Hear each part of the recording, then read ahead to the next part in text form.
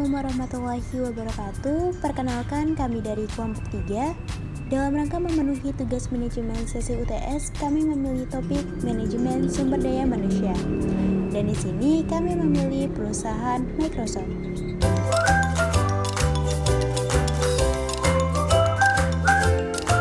Microsoft Corporation merupakan sebuah perusahaan multinasional Amerika Serikat yang berkantor pusat di Redmond, Washington, Amerika Serikat.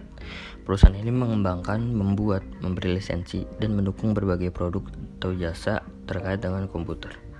Perusahaan yang didirikan oleh Bill Gates dan Paul Allen ini merupakan pembuat perangkat lunak terbesar di dunia menurut pendapatannya. Microsoft juga merupakan salah satu perusahaan paling bernilai di dunia. Sebagai salah satu perusahaan terkaya dan tersukses di dunia, tidak hanya di bidang teknik manufaktur dan teknologi, Microsoft juga berhasil dengan efektif mengelola karyawan. Hal ini dikarenakan Microsoft memiliki metode sendiri untuk mengelola karyawan.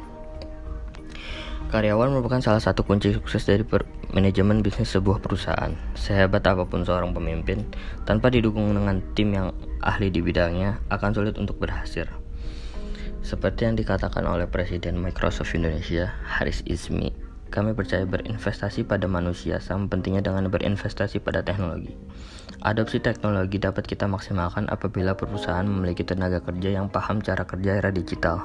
Untuk itu, selama 23 tahun perjalanan kami di Indonesia, kami berkomitmen untuk mempersiapkan SDM TI di Indonesia agar semakin unggul melalui serangkaian program yang kami lakukan, baik atas inisiatif sendiri maupun melalui kerjasama dengan pihak lain seperti pemerintah. Untuk memilih karyawannya, Microsoft hanya merekrut orang-orang yang termasuk dalam 5% orang terpintar untuk ditempatkan di posisi yang sesuai. Seseorang yang pintar akan membuat ide-ide baru, menemukan kesalahan ataupun kekurangan dengan cepat, dan bekerja dengan efisien.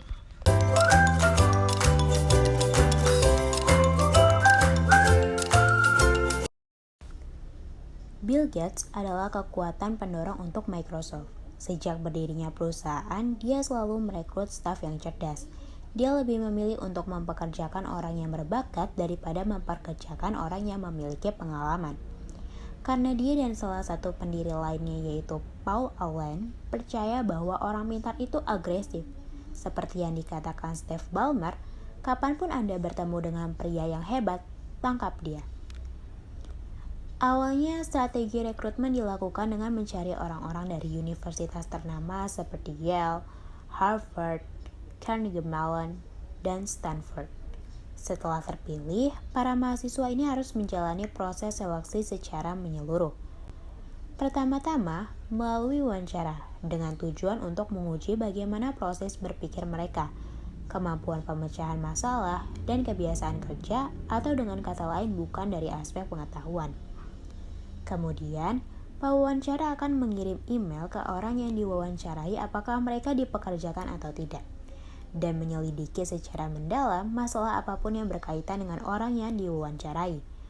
Proses wawancara ini akan mendorong mereka ke batas kemampuan mereka. Jika mereka berkembang dan bertahan, ini berarti mereka juga akan berkembang dan bertahan di lingkungan kerja Microsoft. Setelah rangkaian wawancara ini, jika lebih dari setengah pewawancara menyukai, orang yang diwawancarai akan menemui manajer, dan manajer tersebut membuat keputusan akhir untuk memperkerjakan mereka atau tidak. Langkah terakhir adalah mencari seseorang di luar kelompok perekrutan sehingga pendapatnya tidak bias. Orang ini dimaksudkan sebagai pemeriksaan terakhir pada orang tersebut jika dia adalah orang Microsoft yang baik, dan juga untuk mencegah manajer memperkerjakan orang yang salah, karena mereka perlu mengisi posisi tertentu. Salah satu strategi perekrutan yang paling penting adalah strategi N-1, yang berarti lebih sedikit orang yang dipekerjakan daripada yang dibutuhkan. Kebijakan ini menunjukkan bahwa memperkerjakan orang yang tepat lebih penting daripada memperkerjakan orang hanya untuk mengisi posisi. Sebenarnya, proses wawancara ini seperti proses sumber daya manusia mini. Siswa direkrut dari sekolah. Microsoft memilih informasi menggunakan wawancara, kemudian orang yang diwawancarai dilatih dengan memperbaiki area masalah dan penilaian kinerja seperti manajer yang diwawancarai pada pertemuan akhir. Microsoft merekrut staf dari perusahaan lain juga. Begitu seseorang telah diidentifikasi sebagai hardcore, Microsoft akan berhubungan dengan orang seperti panggilan telepon biasa dengan interval rahasia, percakapan di konvensi industri, dan undangan untuk makan malam formal. Lebih lanjut, Microsoft memanfaatkan peluang-peluang seperti pemutusan hubungan kerja perusahaan ketika tim perekrutan menemukan seseorang dengan bakat terbaik dan tidak memiliki pekerjaan. Mereka yang akan mengetuk pintu.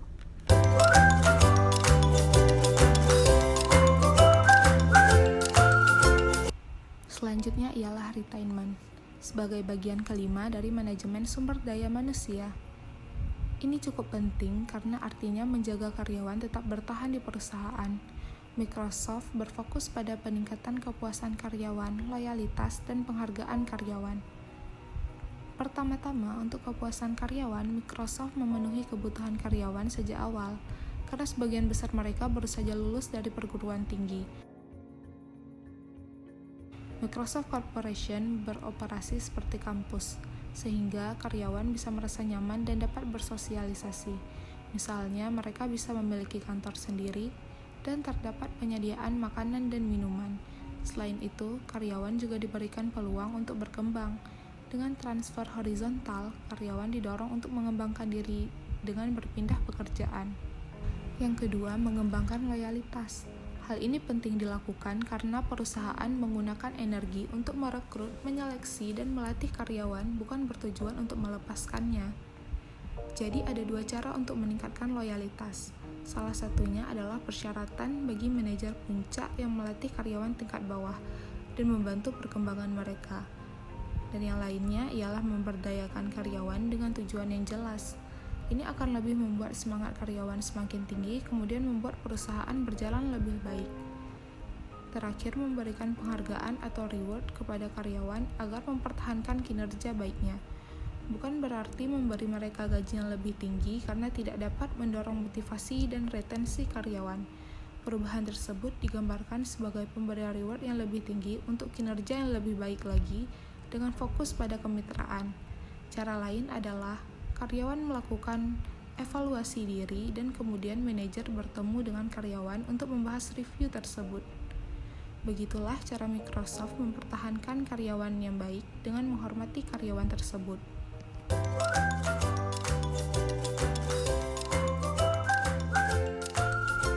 Microsoft hari ini meluncurkan beberapa temuan dari studi Asia Workspace 2020 yang mengemukakan bahwa karyawan di Indonesia tidak merasa dipersiapkan untuk menghadapi kebutuhan pekerja di era digital. Saat ini, 85% responden dari Indonesia menganggap dirinya merupakan pekerja mobile dan menghabiskan setidaknya 20% waktu mereka di luar kantor untuk bekerja. Hanya 58% merasa dipersiapkan oleh budaya organisasi dan manajer mereka untuk dapat bekerja sama secara produktif dan kolaboratif.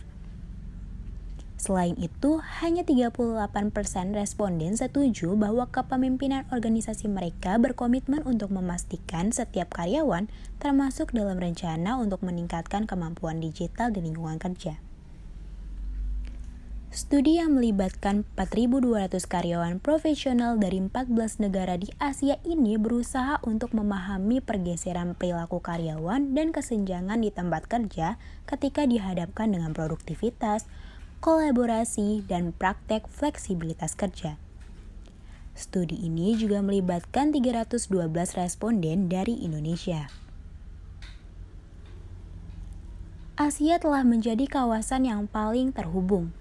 Dengan lebih dari setengah dari semua koneksi mobile dunia akan berasal dari Asia pada tahun 2021. Sehingga organisasi perlu memikirkan kembali bagaimana mereka memberdayakan tenaga kerja mereka dengan budaya, kebijakan, infrastruktur, dan perangkat yang tepat untuk memaksimalkan potensi mereka. Hal ini juga termasuk memungkinkan kolaborasi dari mana saja pada perangkat apapun. Namun, sangatlah penting bagi para pemimpin bisnis untuk mengevaluasi dan menerapkan perubahan untuk melawan tantangan budaya dan manajemen yang menghambat karyawan untuk bekerja secara lancar dari manapun mereka berada, yang nantinya dapat menghambat pertumbuhan dan kemajuan organisasi di era digital.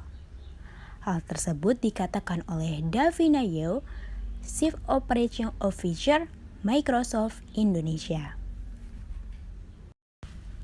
Sudah jelas bahwa tenaga kerja profesional mobile di Asia sedang menjalani proses flexi work saat ini. Dan organisasi harus melihat praktek-praktek tempat kerja baru terutama dengan masuknya karyawan yang melek digital memasuki dunia kerja untuk pertama kalinya. Lebih dari separuh responden, yaitu 62% menghargai integrasi pekerja dan gaya hidup di mana batasan antara pekerja dan kehidupan pribadi telah menjadi kabur. Namun di sisi lain telah memungkinkan para profesional yang mobile untuk dapat berkolaborasi dan bekerja secara virtual. Studi juga menemukan bahwa organisasi perlu mengatasi beberapa tantangan struktural di tempat kerja untuk mempersiapkan diri untuk menghadapi era digital seperti praktek flexi work. Yang pertama, pemimpin organisasi merupakan orang yang mampu untuk mendorong praktek flexi work di tempat kerja. Hanya 38% responden yang setuju bahwa kepemimpinan organisasi mereka telah berkomitmen dalam menjembatani kemampuan dan kesenjangan digital di tempat kerja. Yang kedua, budaya di dalam organisasi adalah hal yang penting. Hanya 43% responden yang setuju bahwa organisasi mereka telah berinvestasi dalam pengembangan budaya melalui pelatihan dan pengembangan yang dipimpin oleh pihak sumber daya manusia. Yang ketiga, akses ke teknologi yang lebih baru dan data-sentrik untuk meningkatkan kolaborasi dan produktivitas. Hanya 39% responden yang merasa bahwa organisasi mereka telah berinvestasi dalam perangkat analisis dan data untuk membantu mereka membuat keputusan yang tepat dan cepat. Hanya 42% responden yang setuju bahwa organisasi mereka telah memberi mereka perangkat untuk menyederhanakan alur kerja di organisasi mereka.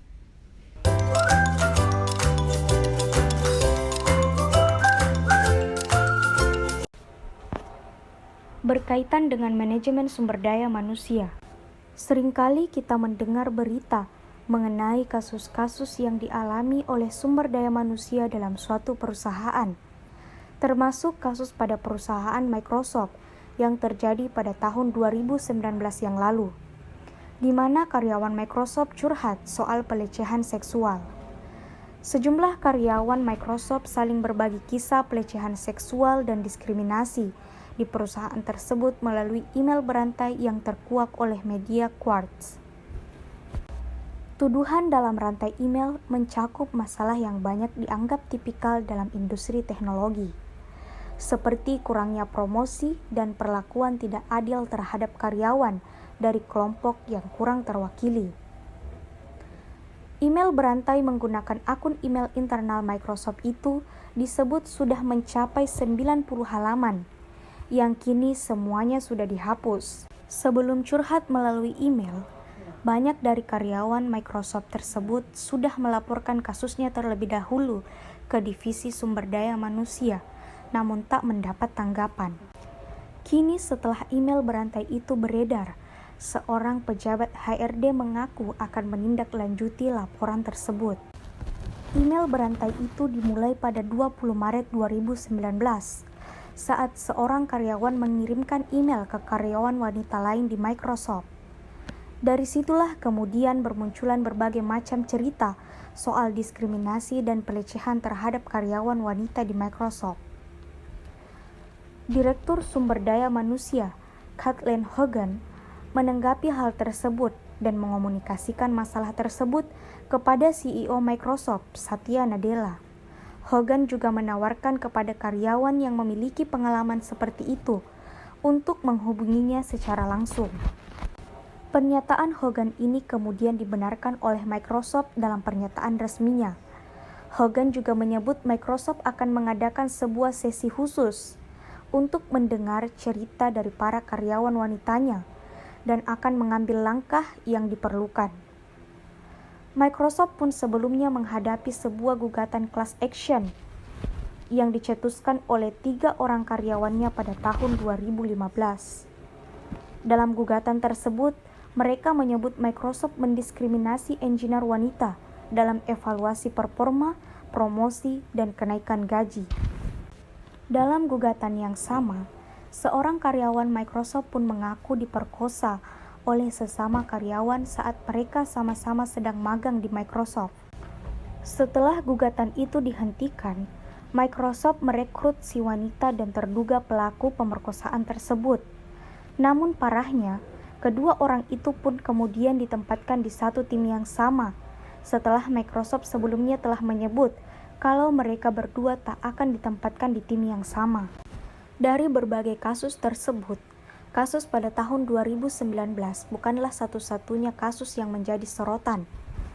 Melainkan pada tahun 2018 lalu, seorang karyawan Microsoft menurut dokumen pengadilan telah mendaftarkan 238 komplain internal mengenai diskriminasi dan pelecehan seksual yang terjadi antara tahun 2010 sampai dengan 2016.